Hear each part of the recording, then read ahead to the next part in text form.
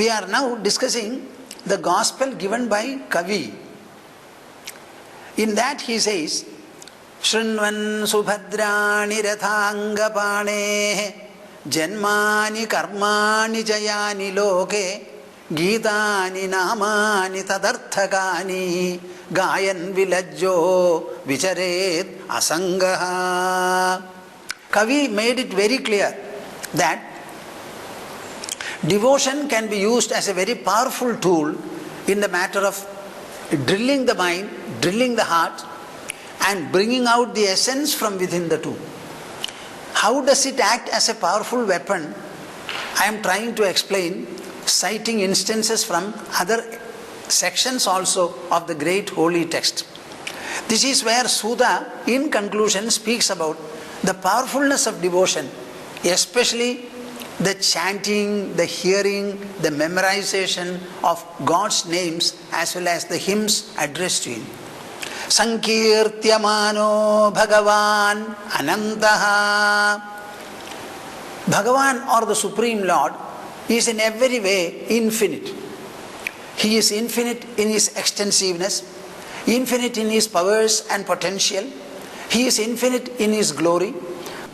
So far as the type of manifestation, the abundant variety He is able to bring forth, display and manifest, that is also infinite. Wherever you go and stand in the universe, on our planets, so to say, the earth, you look in all the 4 or 8 directions, you will find an extensiveness beyond measure. This is the display of God. That is what we mean by Anantaha Bhagavan, the infinite God. Because God is infinite, anybody who goes to Him, seeks Him, prays to Him, adores Him, he should not have any kind of a worry or anxiety about how the life will be sustained and led forward. God is so powerful, and whatever the devotee faces, by the grace of God, everything can be overcome, can be surmounted. There will not be a life situation for which the infinitely glorious and powerful God will not be able to deliver a timely solution. Srimad Bhagavata excels in explaining and describing all these in a beautiful and sometimes in a very revealing and stunning manner. Sankirtyamano Bhagavan Anantaha. Such an infinitely glorious God, what are we to do? All that you have to do is employ your tongue, employ your mouth, employ your vocal system, and make use of it to bring forth the beautiful names of Bhagavan. It can be the names of the Lord, it can be the hymns, the kirtanas, the songs on the Lord. Whatever they are, you should be able to sing it very loudly. Sankirtyamanaha. That loud recitation is very important. It is something entirely different from muttering. It should not be a feeble mutter. On the other hand, you should sing it very loudly.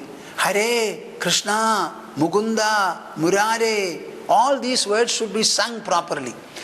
Pravishya Chittam, without any seeking, wanting, invitation, beseeching or otherwise. God is so pleased when somebody cries out to Him in particularly ecstasy and fondness. Pravishya Chittam, entering your mind. Vidhunotya shesham vyasanam hi pumsam.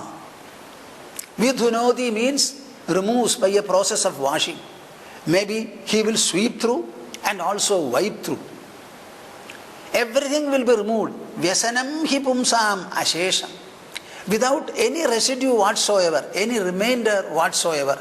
All the grief, torment, agitation, enigma, puzzle, confrontation, discomfiture, all the stifling and agitation that you have, everything will be completely redressed by a process of removal by Him, for which purpose He doesn't employ anybody. He comes Himself and takes the freedom, the liberty to enter your heart, be seated there, and remaining there, He is washing off everything that is there adverse in your mind. Pravishya chittam vidhunotya shesham yatha tamorkaha. abhramivati.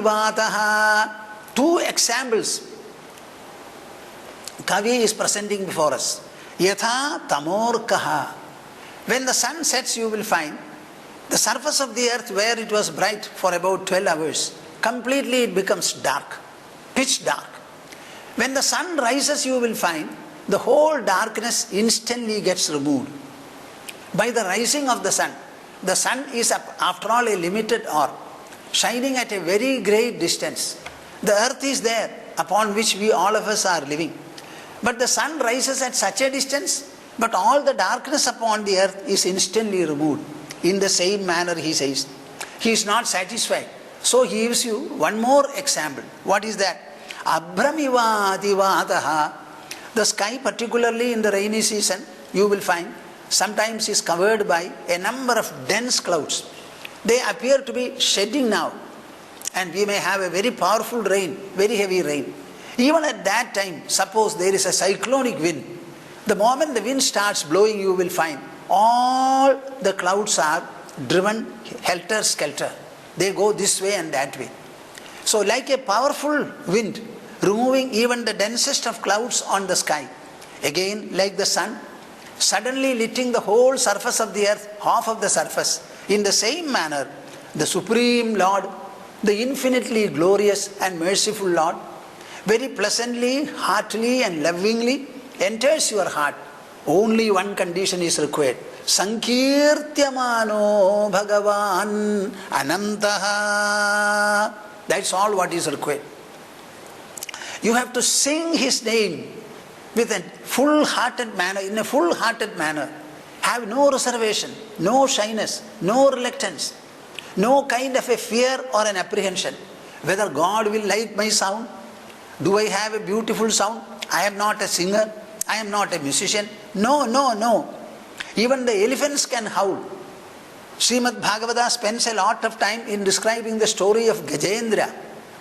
When he was suffering very greatly because a crocodile had held his foot underneath the water, where elephant cannot penetrate at all. The elephant is a very powerful animal upon the land.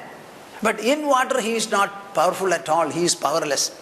So when he was tottering in pain and was unable to do anything to extricate himself, he started howling. Woo! In this way he started howling.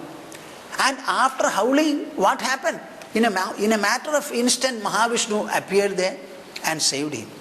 So that Sankirtana has got so much of effect. Even today, my dear listeners, you will understand, my dear viewers, you will understand that this Nama Sankirtana is a very powerful tool in order to move not merely the individuals and families, but a huge society as a whole. On so many occasions I have led Nama Sankirtana processions. Maybe I have told you already. Hundreds and even thousands participate. During the spiritual social movements which the Hindu Navothana Pratishthan, of which I am the president, we had to spearhead and guide. There were occasions when hundreds and thousands of people were along with us. Prohibitory order was facing us at one point of time. So the powerful tool that we employed was Hare Rama, Rama Rama, Hare Hare, Hare Krishna, Krishna Krishna, Hare Hare. We were arrested quite a number of times. They said it was a protective arrest. It was not an arrest for any kind of an offense, because all that we did was constitutional, lawful, peaceful and pro-governmental in character. What the government was not able to do and was meant to do constitutionally, legally, we tried to get accomplished. We wanted to accomplish it for the government. So the government has a very great regard for our organization and whatever movements we took up. And in all the movements, our objective was fulfilled. But we had to struggle and strive perhaps for a few months, nothing shorter than 10 months. In the case of Kodungalur, where obscene songs were sung in public vehicles and as well as in marketplaces, public places, I think we had to strive and struggle for a few years before it was stopped literally. In all those places, what we used was the powerful tool of Nama Sankirtana. Nama Sankirtana. So it has got an individual effect. It has got a family effect in the sense all the members of the family can sit together and you can spend about half an hour chanting the name of the Lord. You will find it proves to be a beautiful satsang for you. Satsang for you. Such a beautiful one. Similarly, on societal occasions, there also you can employ it for mass movements. Even our independence struggle, what happened? Raghupati Raghava Raja Ram. When Mahatma Gandhi started singing this, that is the time the prayer meetings were attended by hundreds and thousands of people. Our land is a land of devotional culture. The devotional culture is generally interwoven with spiritual enlightenment also. The spirituality is also there. That is why Srimad Bhagavata, every time you will find Jnana, Bhakti and Vairagya. Jnana indicates spiritual wisdom. Bhakti denotes devotion. Vairagya means dispassion to the fleeting and the evanescent world. All the three are interwoven. Whenever Srimad Bhagavata speaks about God, instantly Srimad Bhagavata will say, your own indweller.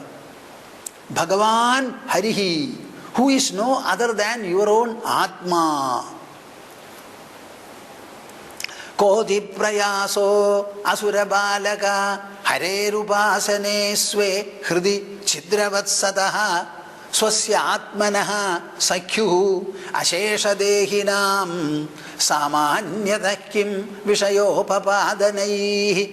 The little child Prahlada, in conclusion, while advising his comrades, his classmates so to say, Prahlada was only 7 years old. The classmates also must have been of similar age. All of them were listening to him and he was concluding it saying that, Ko adiprayaso asura balaka. Hey asura balakas, children of asuras, what difficulty is there in propitiating, worshipping or pleasing the Supreme Lord Hari? Harehe upasane. In doing the worship, particularly upasana, sitting near the Lord, what is the difficulty that you are encountering? Sve hrdi chidravatsadaha. Why? Bhagavata is a Shastra. And it always gives you a reason for whatever statement or pronouncement it makes. So he says there is no difficulty. Why? Sve hrdi. Lord Hari is seated in your heart. Chidravad sadaha. Always. He is the only Sat. He is the only reality. He is the only constantly abiding presence. And where is it? In your own heart. Swasya atmanaha. As what? As your own self. Whom or which you refer to as I. I. The reference I actually implies the presence of the Lord in your heart, your antaratma. Swasyatmanaha sakhyuhu ashesha dehinam. He is a sure friend and benefactor of all the creatures in this world. See, what does he say? So in the matter of singing the name of the Lord, we should not have any compunction at all. At all. This is the spiritual part of it. Otherwise it merely becomes religious. Religious. What does it mean? Religion always is based upon a God who is very distant from you and who is invisible. Now, Srimad Bhagavata devotion is not at all religious or religious alone. As much as it is religious and pious, so much it is scriptural, knowledge oriented, and it also speaks about spirituality at every point. By saying that the Supreme Lord should be worshipped, Bhagavata becomes religious and pious. By also adding the statement that worship the Lord, but the Lord who is in your own heart, like the sky and space everywhere in all the four elements. Not only that, He is a sure benefactor friend of all, and He is the Atma you refer to as the I. So the religion has become coupled with spirituality. This is how Srimad Bhagavata proceeds. Here also it is the same thing. Sankirtyamano Bhagavan Anantaha Sutanubhavo vyasanam hi pumsam pravishya chittam vidhunotyashesham yatha tamorko abhramivati vadaha. Close your eyes for a moment. Think and tell me whether devotion is a powerful tool or not. You only have to employ your tongue, your mouth. Bring forth the sound. What sound? The names of God. We have got Sahasra Namas, 1000 names. We have got Vishnu Sahasranama, Shiva Sahasranama, Lakshmi Sahasranama. So many Sahasranamas we have. Now, any Nama you can take and chant. In fact, all our children should be named after these Sahasranamas. At present, the civilization has the upper hand. What civilization? The Western and some other civilization. And caught up in this flow, in this aggressiveness of civilization, we have stopped thinking about the scientific nature of naming our children, the children born to our families. You should call them with such names, every one of which will be reminding you of godliness, Godhead, goodness, beauty, virtue, and what not. These are days when people start naming the children with such names which have got no meaning at all. Whenever I ask them, what is this meaning? No meaning. That means the parents have no sense of meaning of anything at all. If you want to breathe meaningfulness into your life, into your activity, into your interaction, everything that you do must be suggestive of that. This is where we distinguish ourselves. Why these Sahasranamas are provided before us? So that you can pick up one name after the other and start naming your children. How many good names do we have? Samanta Panchakam, Naimisharanyam, Hrishikesha. What all things we have. Everything has got immense meaning and suggestiveness. Sankirtyamano Bhagavan Anantaha Sutanubhavo Vyasanam hi Pumsam. Pumsam Vyasanam hi. All the misery, all the agitation, all the aggrievement of all human beings will be removed by the Lord. He takes the freedom to enter your heart and do this inner cleansing process. Vidhunotyasho ashesham yatha tamorko abhramivati vataha. The Srimad Bhagavata author is not happy by merely saying this. He says, suppose you don't do this. If you don't spend your time in speaking aloud or chanting aloud or reciting aloud the beautiful and purifying names of the Lord, what is the type of talk that you will indulge in? He condemns it to the maximum. I think every one of you should spend time to understand this verse. Mrisha girasta hyasadira satkatha. Mrisha girasta hyasadira satkatha. Na kathyate yat Bhagavan Anantaha. Devotion or bhakti is a word which is generally employed by all people, you can say. What does it indicate?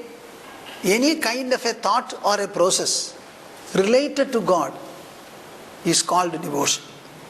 And whenever one practices it, he says that I am a devotee. That is okay. It's not questioned.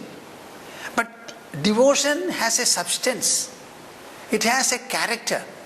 It has a potential, a kind of a warmth and an excellence.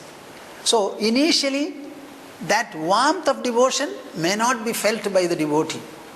You are only practicing it, trying to pursue it. But when this expansion takes place and you start identifying the whole universe as God, and the mind is prostrating with all humility and devotional fondness, you know what will happen? The real devotional sweetness, warmth and excellence will start trickling and gracing your heart. This is what he means here. Bhakti, the real palpable devotion, experiential devotion, delicate and tasteful devotion. Pareshanubhavo. Along with that, the devotion is addressed to God, related to God. When you start feeling the devotional warmth or sweetness, that sweetness cannot be in the absence of God. So the God factor also becomes a matter of experience. I was so far looking to a distant and invisible God. Now I understand this God is a living presence. Living presence. Just like the heat in the body which emanates from the body, radiates from the body, the thoughts invisibly are emerging from the mind. Now I am able to understand. My heart starts radiating devotion. I have an experience there, the source of my devotional feelings, devotional fondness. So, Pareshanubhavaha, the Supreme Lord, becomes a matter of one's own hearty, heartful experience. Viraktihi. When you start feeling this godly experience within yourself, you understand the sensory objects for sensory indulgences are nothing. Nothing. Nothing. They lose their attraction. So far I thought this concrete, this gross object was everything. Now I understand the object is nothing. So far you thought that the gross objects surrounding you are the real sources of joy and delight for you. Now you understand the entire delight, the entire experience, all the feelings, all the emotions, all of them are equally emerging and emanating from your heart. It is not even from the body. The body is animated and activated by a spiritual presence. This presence is what we call really God. God is the spiritual presence. And from that presence I am able to feel directly the subject part of the whole interactional life. It is the subject that interacts with the object. And no object enters my system at any point of time. The interaction takes place in my own heart. The subject is the source of it.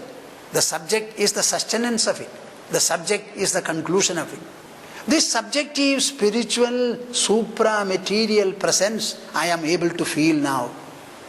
When the joy comes directly from one's own heart, from the spiritual source, we find the whole object universe, all the objects have lost their charm.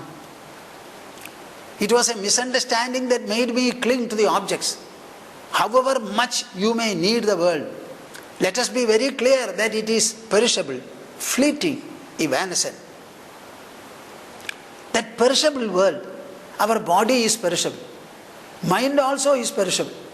The world equally so. With a perishable body, how much I may interact with the perishable world and acquire perishable objects, perishability itself gets enhanced. There is no salvation or a freedom. Once this understanding is very strong in you, automatically dispassion arises and grips your mind. Srimad Bhagavata discusses 3 items, 3 subjects. What are they? Bhakti, the beautiful, unadulterated, beautiful, sweet and enchanting devotion to the Lord. Paresha Anubhavaha, the godly experience, the experience of God. And thirdly, Viraktihi, dispassion to the perishable objects of the world. If your devotion is true, it has to be closely coupled with dispassion. It has to be equally coupled with godly experience. All the 3. Bhaktihi, Pareshanubhavo, Viraktihi, Anyatra Chahisha, Triga Ekakalaha, Anyatra Viraktihi. That is the Anvaya. Bhaktihi towards the Lord, Pareshanubhavaha, experience of the Supreme Lord, Viraktihi, Anyatra, dispassion to all other things of the world, Chayesha Triga Ekakalaha. This is one of the masterly presentations of Srimad Bhagavatam. The excellence of the poem, the excellence of the description lies in using the word Trika Ekakalaha. All the 3 dawn and grace the mind and heart of the devotee at the same time, simultaneously. At once, at one and the same time. He becomes a devotee. Devotion starts welling up in his mind and heart. Equally so, godly experience fills him, he equally becomes a repository of dispassion, vairagya, to the perishable things of the world.